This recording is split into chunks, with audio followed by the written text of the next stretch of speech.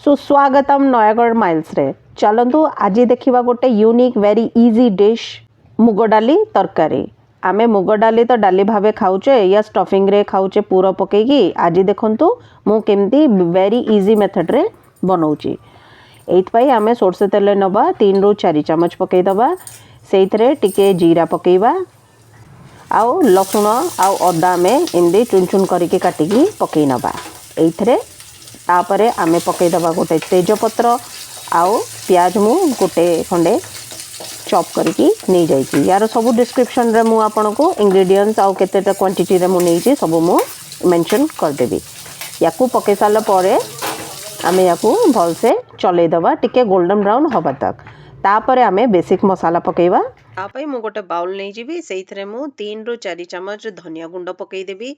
सेइथरे टिके लंका गुंड लूण स्वाद अनुसार आउ टिके हलदी पकई देबी। आउ कश्मीरी लाल मिर्च भी आमे पकेइबा। याकू पकई साला परे सबको आमे घोली दबा टिके पानी देकी। आउ तापरे आमे ए मसला को प्याज रे कसी दबा। मसला को 2 ରୁ 3 मिनट एंदे ढाकी की आमे कसी दबा। देखंतु हेई आसिलाणी। एइथरे आमे 2टा टमाटर बड़ बड़ टमाटर मु एइथरे काटी की पकई देबी। आउ भल भाबरे कसी की पुणी टिके मु ढाकुणी रे ढाकी देबी टमाटर सॉफ्ट होबा जाके।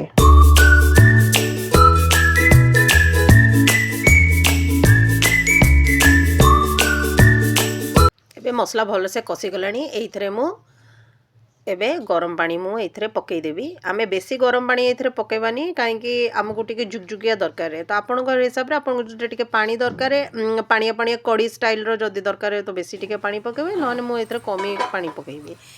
एमदी कसी साला परे ए देखंतु एटा मु भिजई देइची मुग डालीटा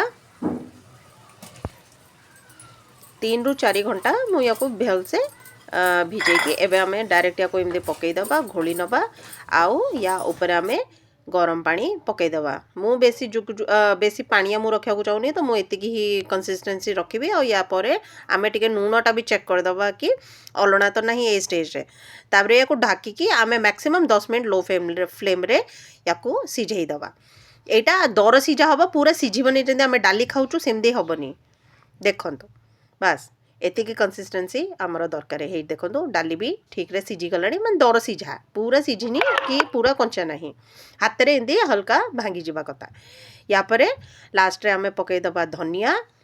आउ हाँ मन रखंतु एथरे आपण टिके खट्टा पकेइबे लास्ट रे। एथरे लास्ट रे टिके कया पानी जिबा जेहेतु मो पाखरे कया नाही तो मो एथरे टिके लेंबू चुपुड़ी को पकई देबी। बस रेडी हे गेला आमर मुग डाली तरकारी। याकू आपण रुटी सहित खांतु या भात सहित। एटा मो रुटी आउ आचार सहित एमदी प्रस्तुत करिची। तो खांतु बनांतु आउ जणांतु केमती लागिला एई डिशटा। धन्यवाद रहुची। आउ सब्सक्राइब करिया पई ना भूलंतु।